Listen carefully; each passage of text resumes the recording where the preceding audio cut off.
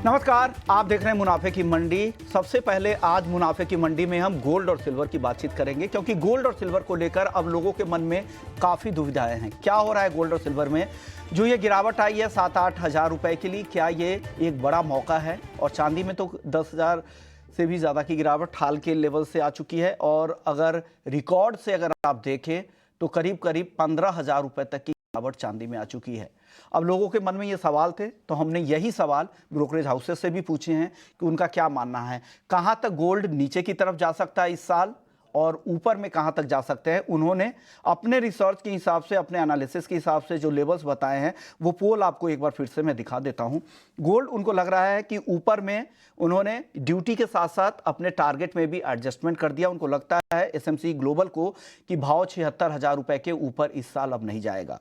HDFC securities को लगता है 75,000, पैराडाइम कमोडिटी को भी 75,000 और केरिया कमोडिटी को 78,000 का। इसमें से कई सारे ब्रोकरेज हाउसेज ऐसे थे जिनको लगता था कि गोल्ड 80,000 के ऊपर भी जाएगा, लेकिन उन्होंने टारगेट को नीचे की तरफ कर दिया है। कुछ ब्रोकरेज हाउसेज ऐसे भी हैं, ट्रेडबुल सिक्योरिटीज, रिलायंस सिक्योरिटीज, जिनको लगता है कि 70 से 71,500 के आसपास का रहेगा। हमने लोअर लेवल भी पूछा उनसे कि कहां तक गिर सकता है, क्योंकि कोई भी चाहता है कि लोअर लेवल पर ही गोल्ड की खरीदारी करें। तो ज्यादातर ब्रोकरेज हाउसेस को लगता है कि गोल्ड नीचे में 65,000 के आसपास तक फिसल सकता है, लेकिन कुछ ब्रोकरेज हाउसेस ऐसे भी थे जिनको लगता है कि गोल्ड फिसल कर 62,000 रुपए तक भी जा सकता है। इसलिए जानना जरूरी है, क्योंकि मार्केट में जिस तरह की वॉलेटिलिटी दिखी है ड्यूटी कट के बाद, क्योंकि अभी भी इस भाव में वॉर का प्रीमियम खत्म नहीं हुआ है। ये सिर्फ जो एडजस्टमेंट है ज्यादातर सिर्फ ड्यूटी का है।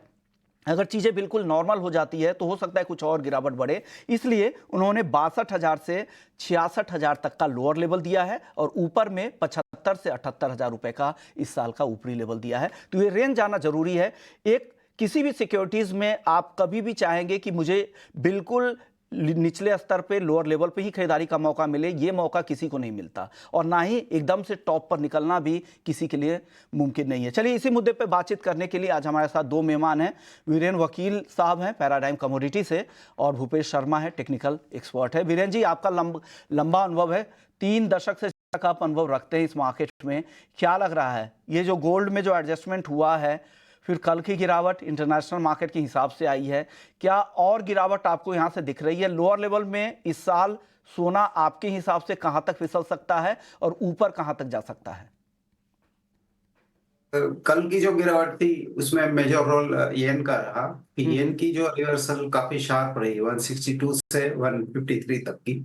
साथ ही साथ इथर क्रिप्टो करेंसी जो है उसमें ईटीएफ को मंजूरी मिलने का समाचार था। तो ये 6 महीने में क्रिप्टो स्पेस में अमेरिका में 17 बिलियन का इनफ्लो दर्ज किया गया, विच इज वेरी बिग। तो गोल्ड के लिए जो जो सेफ हेवन स्टेटस माना जाता है, उसके लिए 2 सीरियस चैलेंजर फिर आ गए, एक तो क्रिप्टो और दूसरा येन।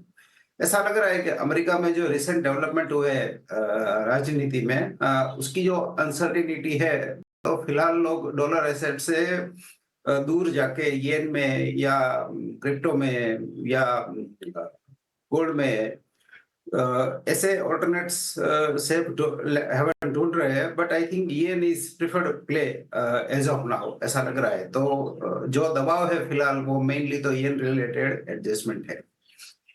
और दूसरा सर, लोग ये भी जानना चाह रहे हैं कि चलिए मान लीजिए कि अगर वो फंस भी गए हैं, तो गोल्ड शेयर तो है नहीं कि वो भाव घट के 0 हो जाए, 10 हो जाए, 5 हो जाए।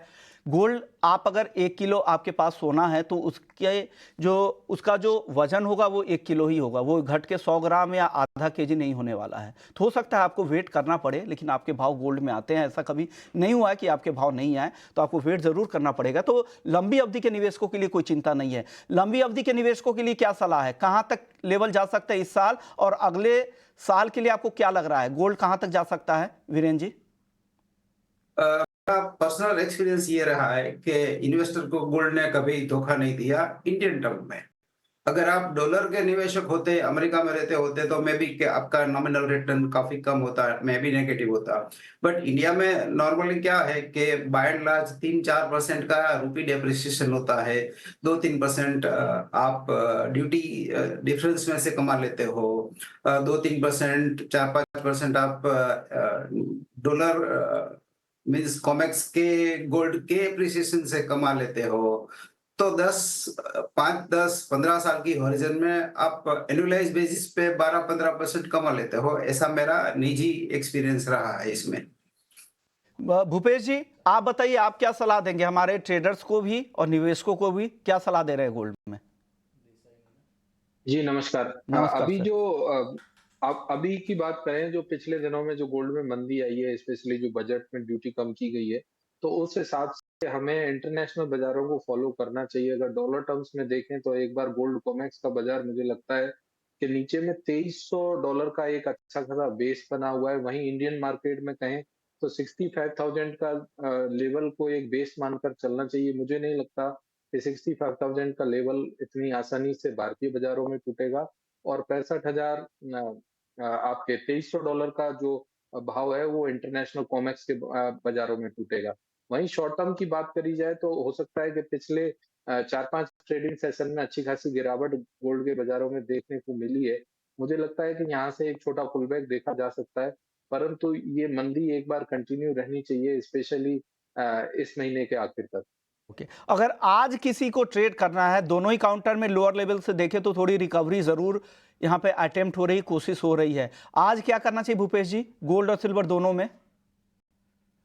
स्पेशली गोल्ड की बात करें तो गोल्ड में अगर बाजार में 68,300 या 200 का लेवल मिलता है, वहां पर बिकवाली करनी चाहिए।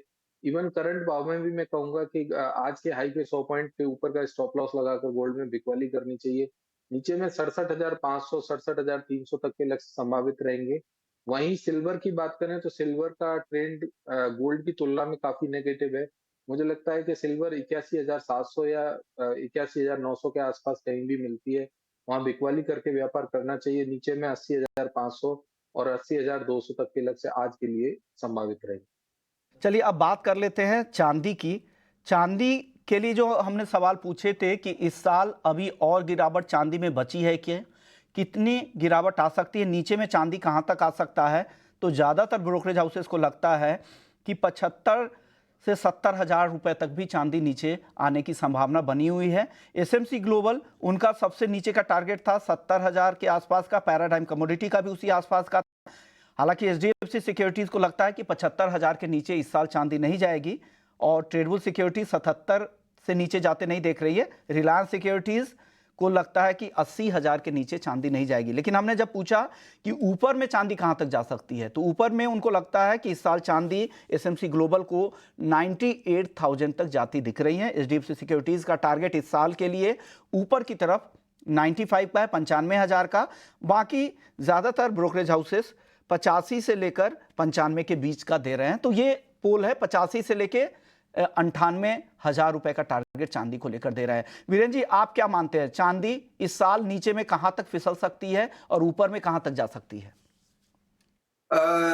इसमें दो वाइल्ड कार्ड रहेंगे। एक तो ये रहेगा कि अगर यूक्रेन ट्रूस या गाजा ट्रूस आता है तो काफी जियोपॉलिटिकल रिस्क प्रीमियम है वो डिफ्यूज होगा। चुनाव के बाद भी जो भी रेजिम चेंज होगी उसमें भी काफी सारा रिस्क प्रीमियम डिफ्यूज होगा। अब चांदी के लिए कोई अगर अच्छी तेजी 90, 92, 93 अगर हो सकती है तो उसके लिए सिर्फ एक वाइल्ड कार्ड है कि रेट कट कितना फास्ट आता है और कितना डीप आता है। अगर डीप रेट कट नहीं आता और वॉर प्रीमियम डिफ्यूज हो जाता है तो चांदी में डाउनसाइड रिस्क ज्यादा है कंपेयर टू अपसाइड। चलिए अब बात कर लेते हैं कच्चे तेल की। कच्चे तेल में थोड़ी तेजी वापस से लौट आई है। अब एमसीएक्स की बात करें तो यहाँ पर भी, यहाँ आज भले ही सपाट दिख रहा है, लेकिन कल के सत्र में तेजी दिखी थी। $82.5 के आसपास ब्रेंट क्रूड का भाव है। भूपेश जी, क्या लग रहा है, जीडीपी के जो नंबर यूएस के देखकर यहाँ पर सपोर्ट मिला है, वहाँ से उनको लग रहा है कि अभी भी स्थिति वहाँ पर बेहतर है? क्या क्रूड में और तेजी आपको आगे दिख रही है क्या? जी सर, अमेरिका में जो जीडीपी के नंबर आए हैं, वो उसके हिसाब से तो अगर फंडामेंटल रीजन के हिसाब से क्रूड में कल एक अच्छा पुलबैक देखने को मिला, परंतु वहीं अगर टेक्निकल्स की बात करें तो क्रूड में मार्केट का ट्रेंड क्लियरली नेगेटिव बना हुआ है। मुझे लगता है कि क्रूड ऑयल में 6,650 का लेवल बहुत कीनली वॉच करना चाहिए, और जब तक बाजार इस लेवल के नीचे है, तब तक इसमें मुझे लगता है कि फर्दर भी गिरावट जारी रहनी चाहिए। और अगर आज इंट्राडे की बात करें तो आज इंट्राडे में 6,572 के भाव पर करंट भाव पर भी क्रूड में बिकवाली कर सकते हैं। 6,620 के लेवल का स्टॉप लॉस लगाएं नीचे में, 6,450 तक और 6,420 तक के लक्ष्य संभावित रहे। क्रूड पर आपकी राय क्या है बीरेन सर? ये फिजिकल में टाइट है, बट फ्यूचर में ऊपरी स्तरों में इसमें बिकवाली आ रही है। आई थिंक जो सीमित दायरा है उसको देखते हुए ऑप्शन राइटिंग दोनों साइड की, in the money option writing with proper dynamic stop loss management, वो शायद इसमें बेटर रणनीति होगी। चलिए, तो ये राय क्रूड पर आप दोनों की है। भूपेश जी को लगता है कि आज अभी बेचकर ही जाना चाहिए क्रूड। मेटल्स की चाल, बेस मेटल्स में देखें तो आज सभी तेज नजर आ रहे हैं। 800 रुपए के आसपास कॉपर पहुंच चुका है, ½ % ऊपर है। एल्युमिनियम में भी करीब करीब ½% की तेजी है, 212 रुपए के ऊपर। जिंक में मामूली तेजी, 253 रुपए के आसपास। वीरेन जी, कुछ पसंद है आपको मेटल्स में? एल्यूमिनियम में काफी ओवरसोल्ड हो गया मार्केट, 245 से 210 212 तक। यहाँ एक कॉन्ट्रा ट्रेड बाई साइड का लेना प्रेफर करूंगा। करंट लेवल से 207 रुपए का स्टॉप लॉस हो सकता है, अपसाइड में 214-15 हो सकता है। जिंक अभी भी लॉन्ग साइड ट्रेड में प्रेफरेबल है। 254 के आसपास बाय कर सकते हैं, 247 का स्टॉप लॉस रहेगा। अपसाइड में 265 266 रख सकते हैं। ये थोड़ा ब्रॉड नजरिया है इसका, 2 वीक मान के चले आप। पर आप बेचने की सलाह दे रहे हैं बीरेन सर? नहीं, जिंक में बाई की सलाह दे रहा हूँ, और एल्यूमिनियम भी शार्प डिप्स पे बाई की सलाह दे रहा हूँ। ओके, इसलिए कि कॉपर की कॉल आपकी मेरे पास जो रिसीव हुई है उसमें ये जो टारगेट कॉपर के आपने दिए हैं वो सेल साइड में दिए हैं। कॉपर में सेल की, बट मैंने एल्यूमिनियम सुना तो मैंने एल्यूमिनियम का जवाब दिया। अब ओके, मैं भी, मेरी सुनने में गलती हो गई होगी ओके, शायद। ठीक है सर। तो मैं ये कॉल वापस से दोहरा देता हूं कि बीरेन सर की 790 रुपए के टारगेट के साथ कॉपर बेचने की सलाह है और जिंक खरीदारी की सलाह है 264 रुपए के टारगेट के लिए, और साथ ही एल्युमिनियम भी उनको पसंद है। भूपेश जी, आप बताइए आपकी टॉपिक क्या होगी बेस मेटल्स में? सर, अगर पिछले 2 वीक में देखा जाए तो कॉपर में अच्छी खासी गिरावट देखने को मिली है, और लगभग 8% के करीब कॉपर में गिरावट देखी गई है। मुझे लगता है कि आज भी 797 के नीचे कॉपर में बिकवाली करनी चाहिए। 801 का स्टॉप लॉस लगाएं, 793 790 तक के लक्ष्य आज के लिए संभावित रहेंगे। चलिए, तो ये सलाह है बेस मेटल्स पे। अब बात करते हैं एग्री मार्केट की। एग्री मार्केट में जीरे के साथ शुरुआत करेंगे। 26,800 पे है, कल 2.5% की तेजी दिखी, आज करीब ½ % की तेजी वायदा में दिख रही है। 26,800 के ऊपर है अगस्त का वायदा। हमारे साथ साजन अग्रवाल हैं, जीरा कारोबारी है, ऊंझा से हैं। साजन जी, बताइए क्या हो रहा है जीरे में? कुछ नई खबर है ग्राउंड पर, क्या अपडेट है? सर, जीरे के अंदर अभी एक्चुअल में क्या है, अराइवल नहीं आ रही है। 4,000-5,000 बैग्स की अराइवल आ रही है, और अब नहीं रहा है उसका असर थोड़ी सर? थोड़ी जी भाव पर उसका कुछ असर दिख नहीं रहा है अभी तक? जी जी भाव पे जैसे आज हाजिर मार्केट में बाजार करीबन 5 रुपए किलो अप है हाजिर में, और कुछ डोमेस्टिक की और कुछ एक्सपोर्ट की डिमांड भी चालू हुई है। ओके, तो मेरे ख्याल से बाजार एक बार यहाँ से बढ़ना चाहिए और इंक्रीज करना चाहिए रेट। ओके। तो अगर जो कुछ डिमांड एक्सपोर्ट की और कुछ डिमांड जो घरेलू में चालू हुई है सर, तो भाव को कहां तक ले जा सकते हैं? मेरे ख्याल से भाव में जो अभी ये वायदा 268 के आसपास चल रहा है, मेरे ख्याल से 300 रुपए के ऊपर टच करना चाहिए। क्योंकि और सबसे बड़ी एक बात बताना चाहता हूँ, सबसे बड़ी चिंता का विषय क्या है कि माल किसानों के हाथ में है, और करीबन 45 से 50 लाख बोरी माल निकल चुका है, मगर किसान क्या है, किसान माल छोड़ नहीं रहे। ओके, उनको क्या उम्मीद ज्यादा का उन्होंने लगा रखा है क्या? जी जी जी, उन्होंने, उनके ऊपर पिछले साल का इम्पैक्ट काम कर रहा है। वो 300 से ऊपर जब क्रॉस करेगी तो ही अराइवल आएगी। पहले ये 4,000-5,000 बनी रहेगी, और उसके एवज में व्यापार भी 7 से 8,000 पर डे हो रहे हैं। ओके, यानी 30,000 के ऊपर जब भाव जाएगा फिर किसानों के माल आने शुरू होंगे मंडियों में। शुक्रिया सर। जी वक्त निकाला आपने। वीरेंद्र जी, आप बताइए, आपकी राय क्या बन रही है जीरे पर? राजन भाई की बात सही है। किसान की इसमें होल्डिंग और प्रेफरेंस जो प्राइस इफेक्ट लास्ट ईयर का जो 60,000 के ऊपर का प्राइस देखा था, तो नेचुरली 25,000 के जीरे में उनका बेचने का मन कम होगा। और काफी सारी ऐसी चीजें हैं, तो उनके पास समझो कि उनकी जो पोर्टफोलियो बैंक है उसमें बहुत सारी चीज ऐसी है कि कौन सा रुकना कौन सा नहीं रोकना। तो इसमें जीरा उनके हिसाब से तो ब्लू चिप कमोडिटी है, तो वो रोक कर अभी फिलहाल दे आर होल्डिंग इट। चलिए हल्दी की बात करते हैं। हमारे साथ पूनम चंद गुप्ता हैं, हल्दी के कारोबारी भी है और एनसीडीएक्स की हल्दी कमेटी को भी हेड करते हैं। पूनम जी बताइए, हल्दी में काफी अब दाम नीचे आ चुके हैं, अब भी लोगों को पसंद नहीं आ रहा है क्या? पूनम जी, पूनम जी आवाज आ रही है आपको? आ रही है। हाँ। हेलो। हाँ हाँ बोलिए सर। हेलो? हल्दी पे पूछ रहा था क्यों गिर गए दाम हाँ। इतने सर? नहीं, पसंद नहीं आ रहा ऐसी बात नहीं है, परंतु क्या है कि पिछले 10 दिन से जितना भी हल्दी का बेल्ट है वहाँ पे बहुत संतोषजनक बरसात गिर गई है। बरसात अच्छी गिरने से सोविंग भी काफी अच्छी हुई है। अभी तक 125% सोविंग की रिपोर्ट आ रही है। ओके। अगर ऐसी दूसरी कारण ये हो गया कि एक्सपोर्ट और डोमेस्टिक डिमांड काफी कम है, क्योंकि आधा भारत पानी में डूबा हुआ है। ओके। और पूरा जो जहाँ जहाँ बाढ़ आई हुई है वो एरिया में, जैसे यूपी बिहार अपने दिल्ली साइड, काफी डिमांड कम हो गई है। ओके। तो अभी लगता है कि 10-15 दिन इसी तरह ही चलेगा।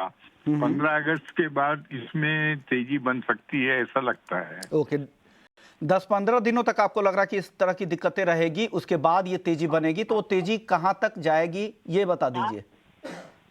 इसमें 1000 से 1500 रुपए तो तुरंत में तेजी दिखती है, परंतु अगर एक्सपोर्ट की और वो गिराकी अच्छी निकल जाए तो इसमें 2000 रुपए भी बढ़ना कोई बड़ी बात नहीं है। 1500 तो आपको लग ही रहा है कि 15 अगस्त के बाद तेजी आ सकती है। अगर एक्सपोर्ट डिमांड बढ़ी तो वो तेजी और भी ज्यादा हो सकती है। शुक्रिया पूनम जी आपका, वीरेंद्र सर आपका, भूपेश जी आपका भी बहुत बहुत शुक्रिया। मुनाफे की मंडी में इतना ही। ब्रेक के बाद जब हम